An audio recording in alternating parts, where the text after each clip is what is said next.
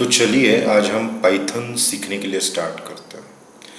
आप गूगल पे जाओगे और if you search what is Python तो you will get one definition जहाँ जो मैंने यहाँ लिखी है। Python is an interpreted object oriented high level programming language. अब जो फर्स्ट टाइम किसी भी लैंग्वेज को सीख रहा है, someone is learning any language, computer language first time, तो for him this definition is quite difficult. कोई भी फर्स्ट टाइम सीख रहा है तो उसके लिए डेफिनेशन थोड़ी सी डिफ़िकल्ट है कि भाई ये interpreted object oriented high level programming language का मतलब क्या होता है। तो पाइथन स्टार्ट करने से पहले हम थोड़ा इन चीज़ों के बारे में देख लेते हैं कि इनका मतलब क्या होता है। तो मैंने तीनों चीज़ों को एक के बाद एक लिखा है और उनका मतलब मैं अभी समझाता हूँ।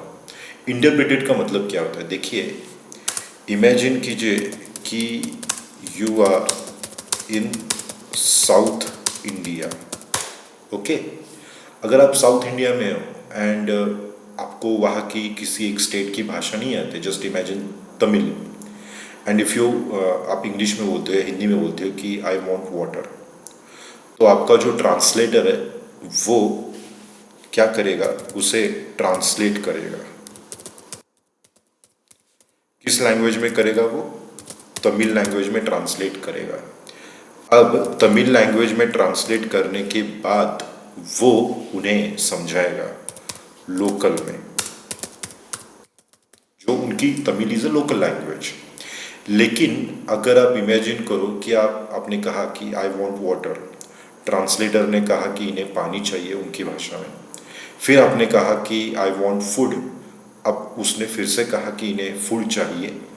तो लाइन बाय लाइन आप बोल रहे हो और वो लाइन सुन के फिर उसे तमिल लैंग्वेज में ट्रांसलेट कर रहा है।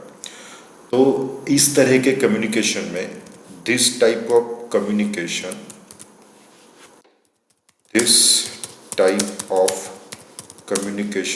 will take a lot time. मतलब इस तरह का कम्युनिकेशन बहुत टाइम लेगा। क्यों? क्योंकि वो एक एक लाइन को ट्रांसलेट कर रहा है फिर समझा रहा है। तो इस चीज़ से आपको पता चल गया कि भाई पाइथन जो है ना थोड़ी स्लो लैंग्वेज है। इसका मतलब मैंने अभी भी समझाया था आपको कि वो एक एक लाइन को मशीन लैंग्वेज में ट्रांसलेट करेगी, फिर वो रन करेगी पूरे प्रोग्राम को। तो उसकी वजह से पाइथन को इंटरप्रेटेड लैंग्वेज कहा जाता है और जिसकी वजह से पाइथन स्लो है। दूसरा उन्होंने कहा है कि Python is object oriented language. इसका क्या मतलब होता है?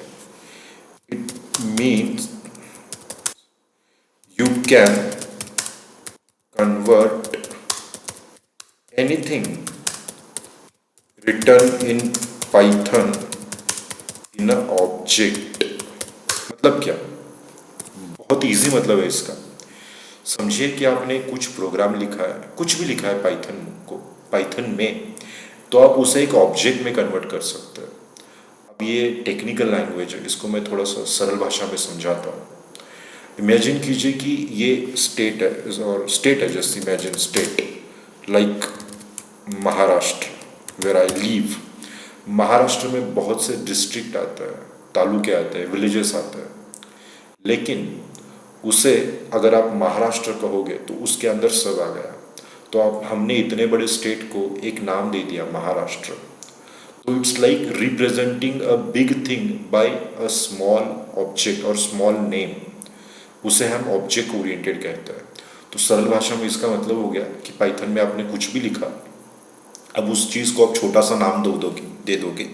आप कुछ भी दे सकते हो, जैसे आपने एक्स दे दिया या वाई दे दिया, कुछ भी नाम दे दो। तो इतनी बड़ी चीज़ को आपने एक छोटा सा नाम दे दिया, तो उस जो मेथड है, इस चीज़ को ऑब्जेक्ट ओरिएंटेड कहा जाता है। तीसरी जो चीज़ है पाइथन के बारे में जो कहा जाता है कि it's a high level language. It means Python sounds like English. Python sounds like English मतलब जब भी आप पाइथन को लिखते हो तो लिखने वाले को और पढ़ने वाले को लगता है कि ये एक इंग्लिश लैंग्वेज में कुछ सेंटेंस लिखा गया है। सो Python sounds like a English and it seems like a English language. That's why it is said high level language.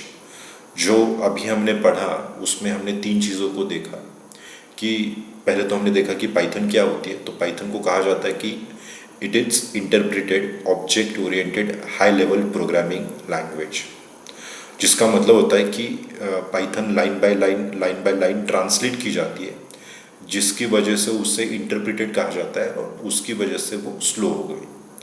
Second है ऑब्जेक्ट ओरिएंटेड। इसका मतलब होता है कि पाइथन में आपने कुछ भी लिखा, कितनी भी बड़ी चीज़ हो, उसको एक आप छोटा सा नाम दे सकते हो, एक्स वाई कुछ भी, और वो एक्स उस पूरी चीज़ को डिनोट करता है, उसे ऑब्जेक्ट ओरिएंटेड कहा जाता है। हाई लेवल का मतलब होता है कि भाई पाइथन एक इंग्लिश लैंग्वेज और भाषा की तरह दिखती है, जो CPP जावा की तरह डिफ़िकल्ट नहीं है समझने के लिए, तो इसलिए इसे हाई लेवल लैंग्वेज कहा जाता है। तो हम अभी यही रुकते हैं, बाकी का पोर्शन अगले वीडियो में देखेंगे। Thank you.